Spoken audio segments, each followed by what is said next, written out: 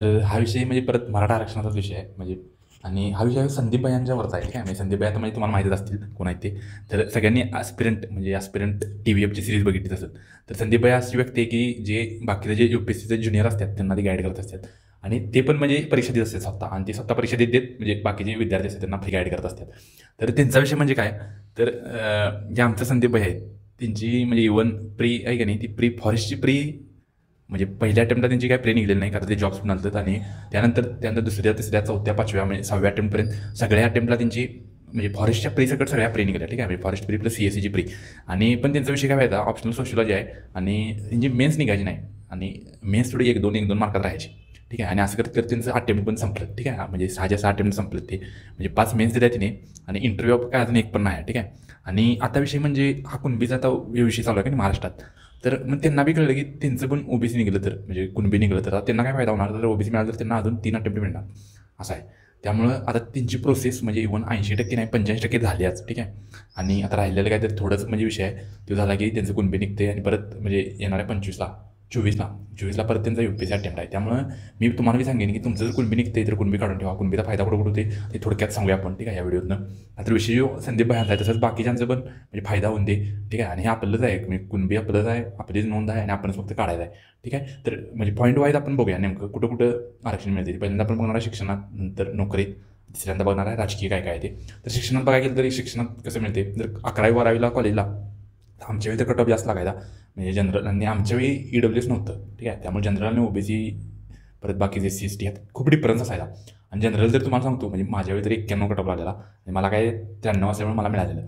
आणि डिग्रीला पण मला काय 85 होतं, त्यामुळे डिग्रीला पण मला काय विषय नव्हता. त्यामुळं आरक्षणामुळे माझं तर कुठं तटलेलं नाही. पण जे आपल्यातली लोक आहेत म्हणजे आपल्यातली जी पोरं आहेत त्यांचं किंवा मुली आहेत त्यांचं जे 1-2% किंवा 2-3% जर राहीत असलं तर त्यांनाही कळायला पाहिजे की आपण जर कुणबी काढला तर आपल्याला यात मिळू शकते रिझर्वमधून. आणि आता बरेच जण मला हे पण म्हणतात की आता EWS आणि OBC मध्ये जास्त डिफरन्स नाही आहे, पण कट ऑफमध्ये जरी तो डिफरन्स असला, ठीक आहे, तरी समजा UPSC कसं कॅडर मिळताना किंवा आता शिक्षणाचा म्हणजे नोकरीच्या पुढे काढूया आपण. पण शिक्षणाचा म्हणजे फी कमी होत्या असा विषय आहे. आणि बाकीच्या पण ज्या सेंट्रल गव्हर्नमेंटच्या सुविधा आहेत त्या मिळतात OBC वाल्याला. आणि तसं बघायला तर OBC जरा जास्त म्हणजे सोयीसुविधा आहेत EWS पेक्षा. त्यामुळे OBC जर निघतोय कुणबी निघतोय तर काढा. कुणबी आणि मराठा एकच कसं आहे त्याच्यासाठी तो दुसरा व्हिडिओ तो बघा, चॅनलवर आहे तो बघा, त्याला पण चांगला रिस्पॉन्स आहे, त्यातून तुम्हाला कळेल.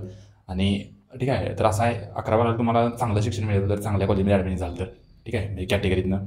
त्यानंतर चांगलं शिक्षण मिळालं की चांगलं म्हणजे सगळं बऱ्यापैकी होते. चांगलं शिक्षण ह्या सगळं चांगलंच पुढे होत जाते. त्यामुळे म्हणजे शिक्षण चांगलंच आहे. त्यानंतर दुसरं आता बघा आपण नोकरीत, ठीक आहे. नोकरीत कुठं आहे तर नोकरीत तसं पहिल्यांदा बघा की तर आपण म्हणजे केंद्रात नाही म्हणजे मोठ्यापासून खाली या UPSC, मग नंतर बँकिंग, खाली MPSC असं या, ठीक आहे. तर UPSC जर बघितला तर जनरलला 6 अटेम्प्ट आहेत आणि OBCला 9 अटेम्प्ट आहेत. आणि कुणबी म्हणजे OBC मध्ये जाते. आणि त्यामुळं OBC काढला तर तुम्ही तिकडे जाते आणि 9 अटेम्प्ट मिळते. असं पण नाही मी तुम्ही 9 अटेम्प्ट द्या, पण ज्यावेळी IAS IPSला कॅडर अलोकेशन असते, ठीक आहे, त्यावेळी तुम्हाला जे म्हणजे समजा तुम्ही OBCतनं भरला आणि जरी तुम्ही जनरलनं क्रॉस केला तरी OBCमधनं असल्यामुळं तुम्हाला OBCची पण कॅडर मिळतात आणि जनरलची पण कॅडर मिळतात. त्यातून तुम्हाला जे पाहिजे ते तुम्ही घेऊ शकता त्यातनं.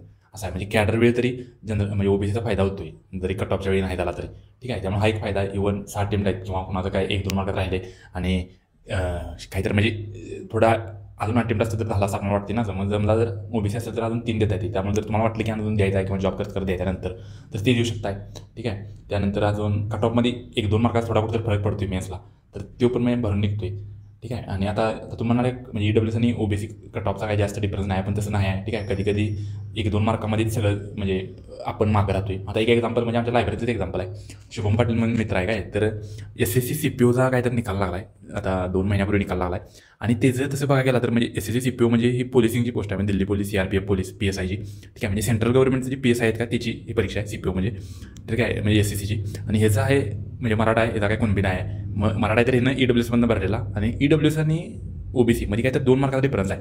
आणि त्या 2 मार्कातच हा मध्ये अडकला आहे. आणि पॉईंट जवळजवळ 45 मार्कांनी जर सिलेक्शन राहिले.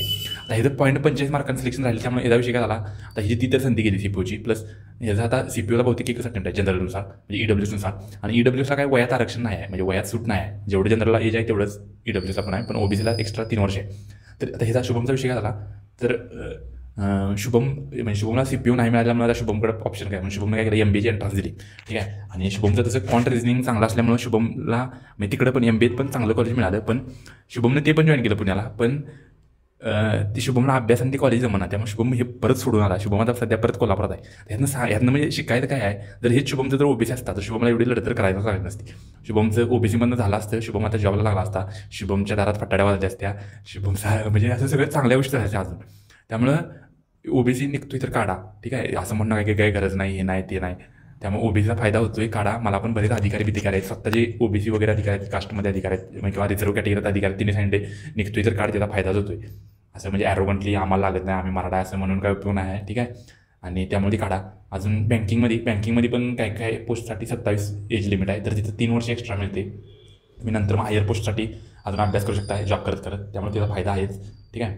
अजून SSCमध्ये फायदा आहे, UPSCमध्ये फायदा आहे, UPSC अदर एक्झाम आहे तिथं पण म्हणजे एज रिलॅक्सेशन आहे, तिथं फायदा आहे. आणि असं फायदा आहे, ठीक आहे. म्हणजे निघते तर काढा. आता बघूया राजकीय. आता राजकीय म्हणजे ग्रामपंचायत किंवा झेडपी लागत असते, OBCमधनं पण काही सीटा रिझर्व असतात, तर तिथं पण जर कुणबी तुमचा असला तर तुम्ही तिथं मम्मीला किंवा पप्पांना किंवा अजून कोणाला घरातले त्यांना उभा करू शकताय, पैसा असेल तर, ठीक आहे. आता म्हणजे इलेक्शनसाठी पैसा पण महत्त्वाचा आहे, नुसतं आरक्षण असून उपयोग नाही.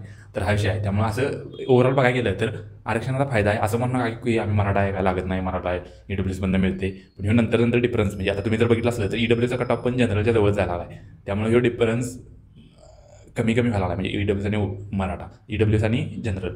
त्यामुळे डिफरन्स वाढतोय कुठं OBC आणि जनरलमध्ये वाढतोय. त्यामुळे निघते तर OBC काढून घ्या, त्याचा फायदा आहे. तुम्ही जर नाही काढलं तर तुमची पुढची जनरेशन काढणार आहे, किंवा तुम्हाला जरी काढायचं नसलं तर तुमच्या पुढच्या जनरेशनसाठी काढा. आता त्यांना तर फायदा होतो सुरुवातीपासून शिक्षणासाठी. आता मी तर ही संदीप यांची पण स्टोरी सांगितली तुम्हाला, रिअल एक्झाम्पल. आणि त्यामुळे तुम्ही पण असं कुठं तटाय नको, ठीक आहे. आणि तुमचा पण दाखला व्यवस्थित निघू दे, आणि कसा काढायचा ते पण तुम्हाला सांगितलं याच्या आधीच्या व्हिडिओत. आणि काही तुमच्या शंका वगैरे असल्या तर ते पण कमेंट करा, ठीक आहे. आणि व्हिडिओ आवडला तर लाईक शेअर सबस्क्राईब करा. बाय.